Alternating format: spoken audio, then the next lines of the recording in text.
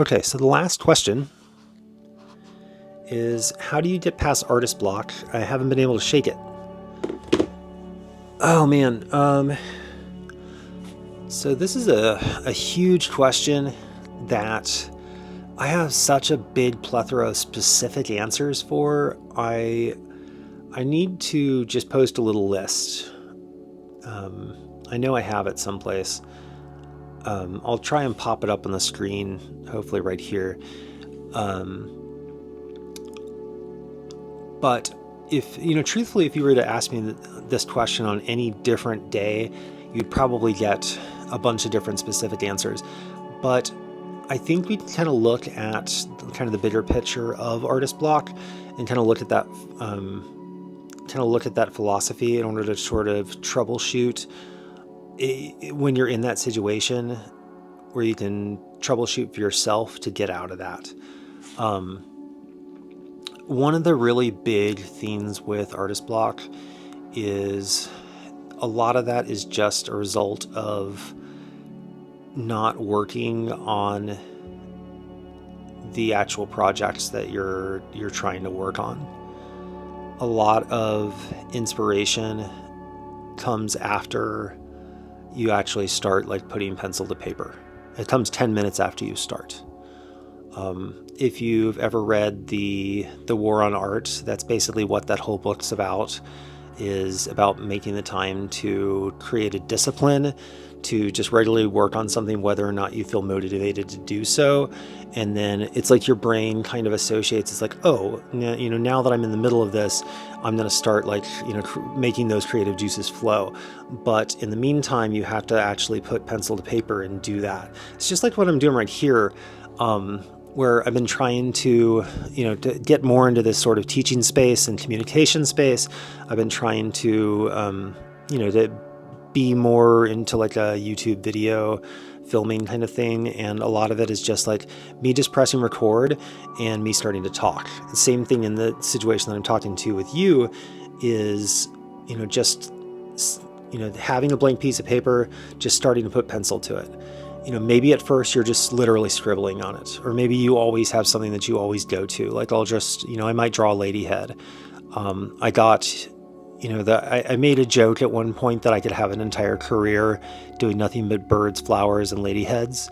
So a lot of the times, if I have no idea what to do, I'll just go onto paper and I'll start drawing a lady head, bird, flower. I'll do some kind of combination of those three things. And I've gotten a ton of different really creative concepts that have come from that, just from those three images. So you might have a go-to for that. But again, a lot of it is really just about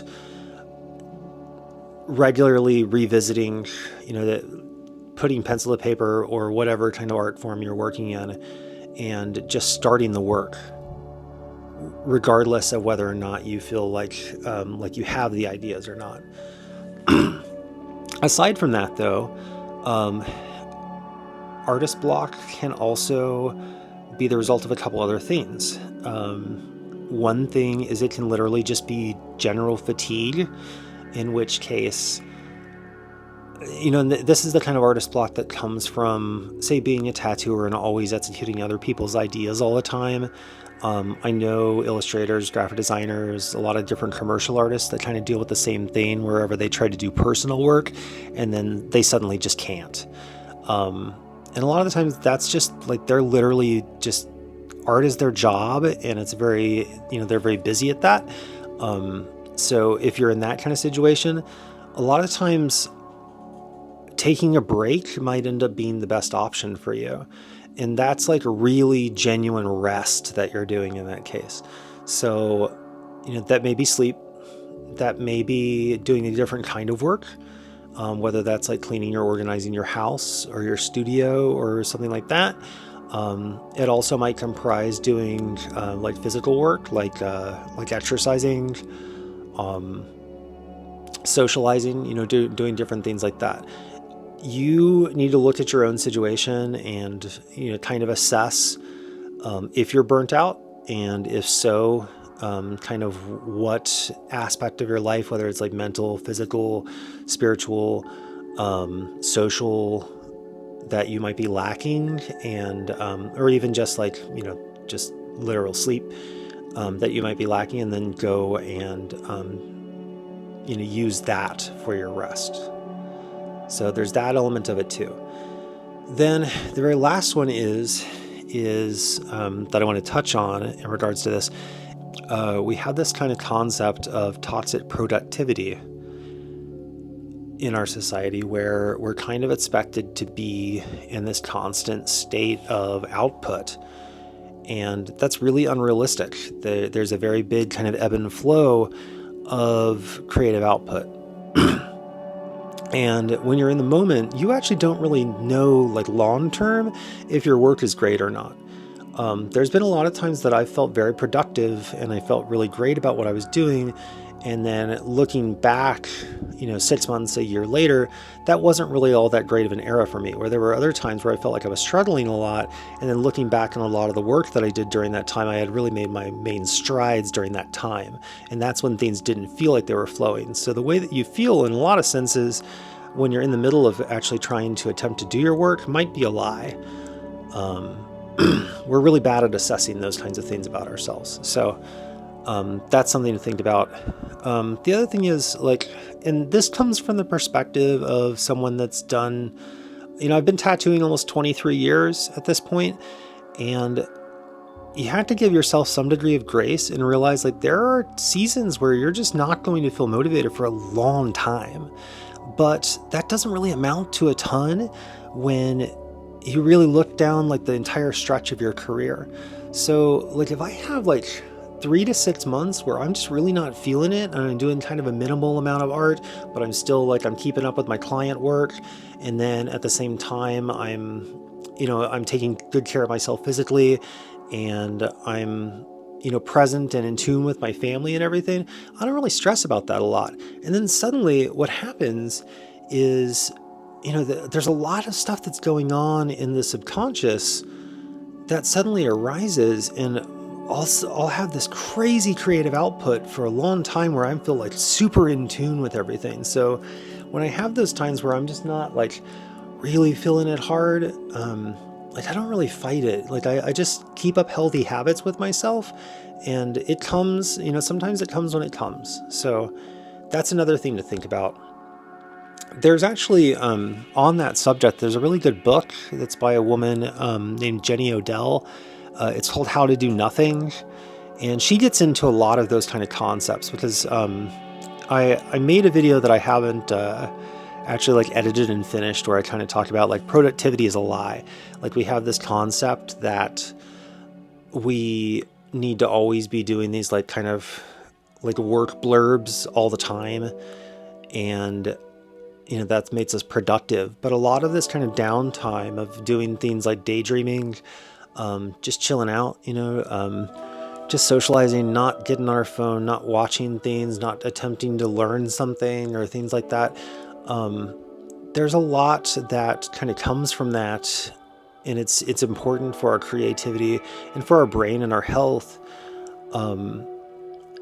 And that actually ends up with, and even just like doing things like doodling, or like just kind of playing around with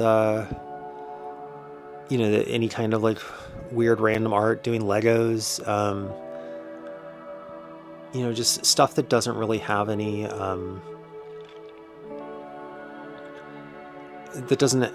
kind of productive benefit.